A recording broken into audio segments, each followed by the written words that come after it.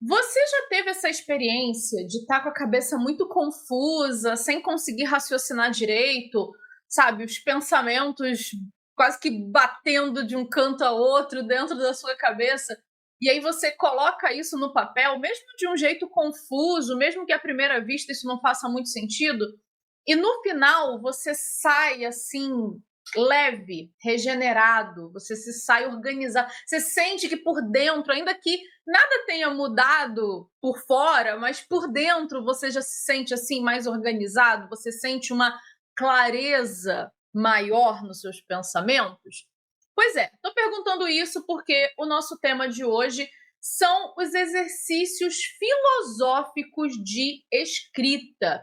E para falar desse assunto, eu vou tomar aqui como referência para o nosso vídeo os estoicos, que são um grupo, assim, são um movimento filosófico que usou bastante o exercício da escrita no seu desenvolvimento filosófico e a gente até poderia dizer no desenvolvimento pessoal. Eu sei que hoje em dia esse é um termo que ficou assim meio mal visto, né, por conta da autoajuda, dos coaches, etc. Mas eu quero te mostrar neste vídeo que a escrita pode ser muito mais do que uma autoajuda barata aí, pode ser uma prática filosófica profunda. E para isso, eu vou te contar aqui como é que eles faziam e como você pode também fazer aí o seu momento de escrita. Para começar, antes de entrar propriamente nesse assunto, eu só preciso situar para você, né? Fernanda, mas o que tem a ver escrita com filosofia? E assim, eu não estou falando de escrita acadêmica, eu não estou falando de escrita para você fazer um trabalho, para você publicar um artigo, não é dessa escrita que eu estou falando. Eu estou falando da escrita mais naquela pegada do journaling, que você já deve ter visto aí na internet, as pessoas que mantêm um diário, manter um caderninho de anotações, assim, de ideias e tal. E, gente, tudo isso vem, assim, na esteira de uma certa concepção da qual os estoicos faziam parte na antiguidade, que é a concepção da filosofia como uma forma de vida. Ou seja, a ideia que predominava assim na antiguidade, Platão, Aristóteles, epicuristas, estoicos, enfim, entre tantas outras escolas da antiguidade clássica, que acreditavam que a filosofia não é só uma atividade teórica, uma coisa que você faz para estudar. Ah, eu vou lá na faculdade, vou fazer uma disciplina, faço uma prova, não sei o quê. Não, a ideia que eles tinham é de que a filosofia era uma prática cotidiana, era até um certo estilo de vida, né? Era uma forma de você viver. Por isso, a filosofia era uma coisa que não se aprendia simplesmente ouvindo, lendo, sabe, assistindo uma aula. Na verdade, eles elaboraram uma série de exercícios que mais tarde, por conta do Pierre Hadot, o autor deste livro aqui, Exercícios Espirituais e Filosofia Antiga, ele acabou chamando esses exercícios justamente de exercícios espirituais, que nada tem a ver com religião, não tem nada a ver com nenhum tipo de prática religiosa. Ele usa espiritual aqui no sentido de exercícios que transformam toda a pessoa, né? Tanto a sua visão de mundo, as suas práticas, as suas rotinas. Então, ele tem essa noção de que a filosofia na antiguidade não era uma coisa só intelectual, mas era algo que envolvia toda a vida da pessoa, e para dar conta desse conceito, ele vai chamar de exercícios espirituais. Eu já falei aqui no canal do exercício da leitura que os estoicos faziam, tem outro vídeo, eu vou deixar referenciado aqui na descrição. Mas nesse vídeo eu quero falar sobre o exercício da escrita, que é um outro exercício desse. Então, a grande pegada aqui da escrita, assim como no outro vídeo eu falei sobre a leitura, não é uma escrita qualquer, mas é uma escrita pensando nesse desenvolvimento filosófico, nessa transformação pessoal que o aprendiz ali de filósofo está realizando. E a gente pode ver como os estoicos realizaram diversos desses tipos de exercícios de escrita. Eu acho que o mais famoso deles, né, o mais assim popular que chegou até a gente, é justamente o do Marco Aurélio aqui nas Meditações. E, gente, as meditações de Marco Aurélio são, assim, uma espécie de diário filosófico. Lembra que eu falei com vocês que eu não estou falando de textos filosóficos para serem publicados Pois é, as meditações aqui de Marco Aurélio são justamente isso. Era uma espécie de um diário filosófico ali do imperador. Não foram feitas assim para serem publicadas, divulgadas para o público. Na verdade, quando a gente está lendo as meditações, a gente está meio que fazendo fofoca ali, né, de coisas que o Marco Aurélio estava pensando. E o que ele fez nesse diário? Ele, primeiro, escrevia para si mesmo como uma forma de reafirmar os princípios que ele estava aprendendo, os princípios estoicos que ele estava aprendendo, corrigir certos pensamentos. Então, vocês vão perceber aqui nas meditações que ele fala, ou os estoicos estão certos, ou os epicuristas estão certos. Aí, tem hora que ele fica na dúvida, tem hora que ele fica pensando, tem hora que ele está meio chateado com alguma coisa que aconteceu e ele traz um princípio estoico ali para, né, balizar aquela ação. Ora, ele está repensando as ações dele, o que ele vai fazer.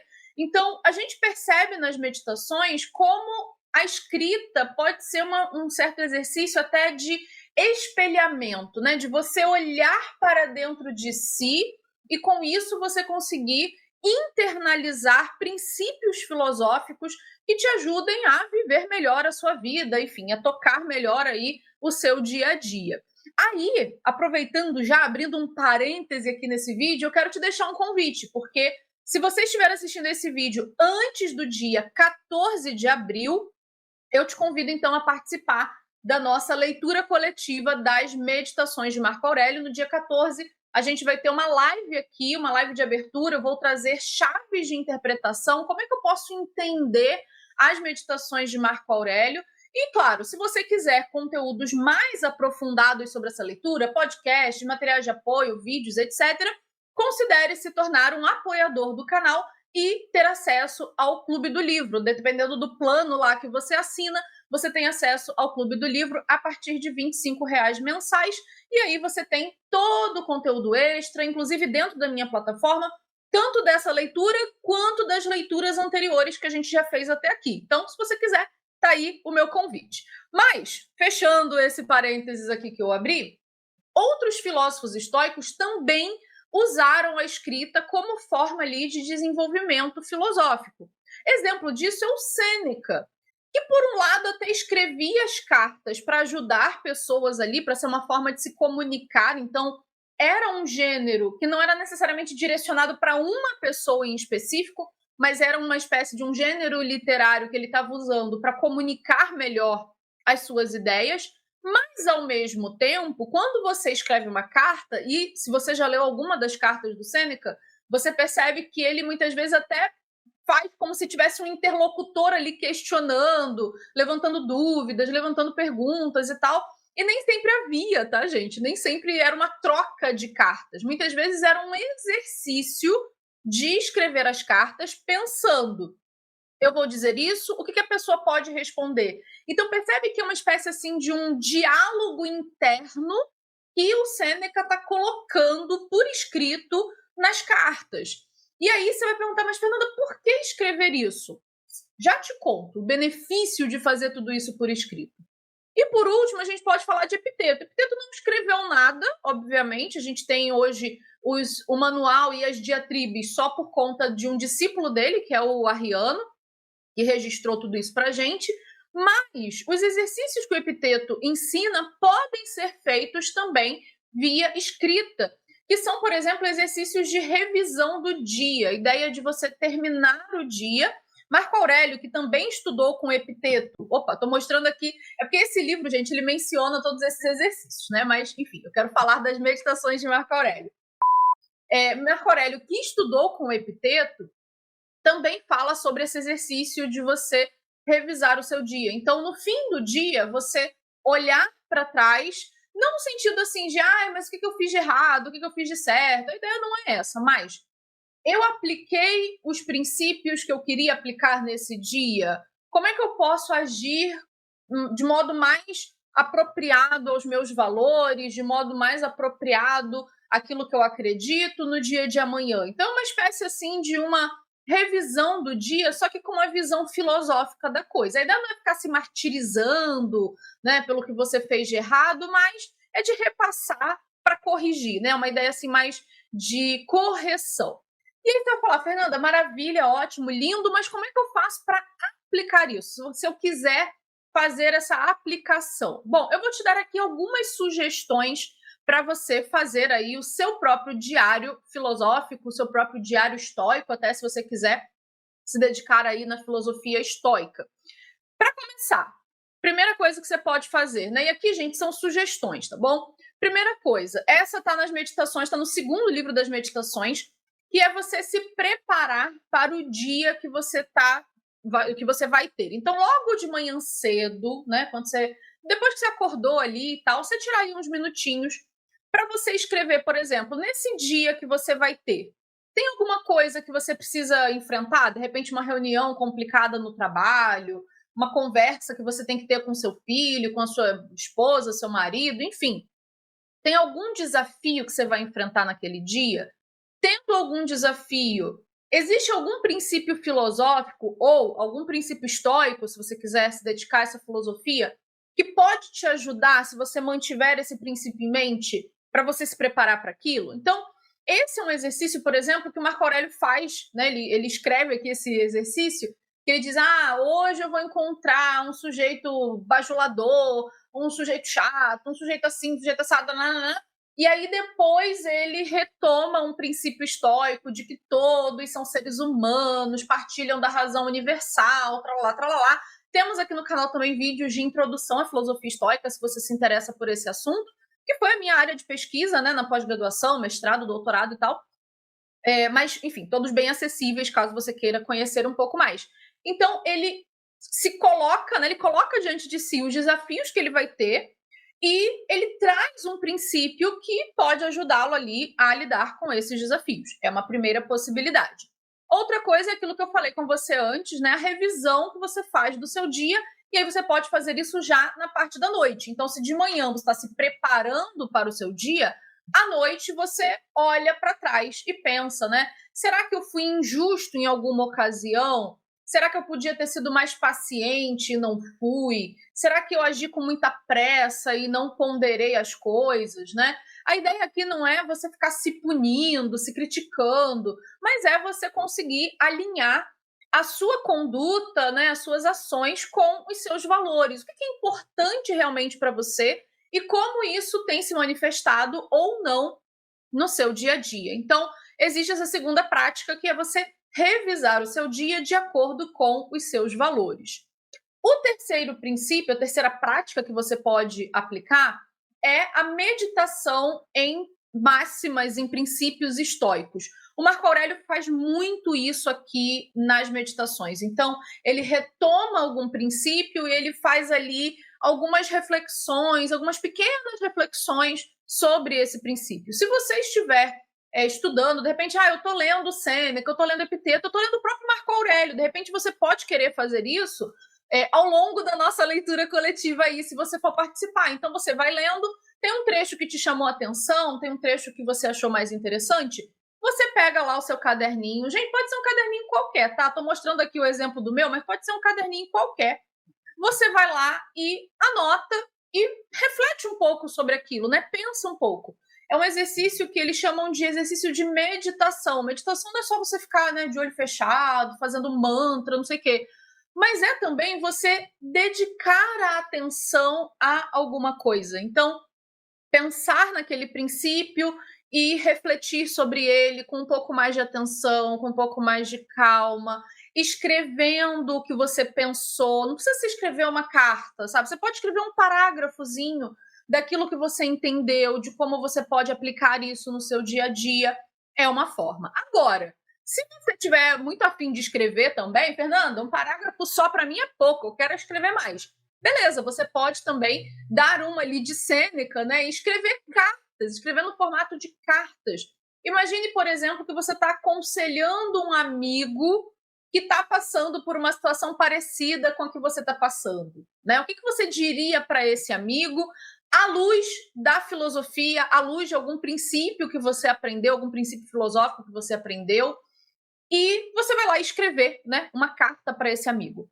Por que tudo isso funciona, tá? Por que todas essas práticas e tantas outras que você pode pensar aí, por que isso funciona? Primeiro, você traz a reflexão junto com a teoria para uma forma mais concreta.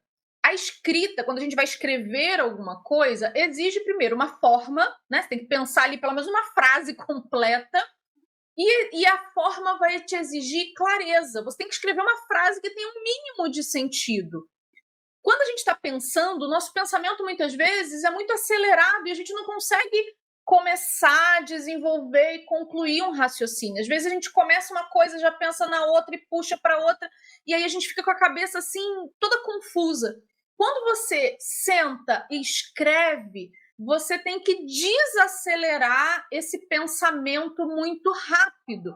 Você tem que trazer clareza para aquilo que está confuso, especialmente nesses tempos como os nossos, né, de muitos estímulos, muita distração. Você manter ali um diário filosófico, refletindo, pensando com calma sobre, né, princípios filosóficos, isso acaba sendo até um treino de atenção, um treino de presença, de você estar no momento presente, de você ancorar a sua atenção naquilo que você está fazendo, e aconselho ainda mais você a escrever à mão. Porque quando você escreve no computador ou no celular, a tendência é de você escrever muito mais rápido do que você escreveria se você escrevesse à mão. E aí, muitas vezes, você não consegue desacelerar o pensamento. Você só vai naquele fluxo muito rápido. Então, te aconselho, inclusive, escrever à mão. Pegar um caderninho, pode ser qualquer caderno que você tenha, e começar a fazer aí o seu diário filosófico.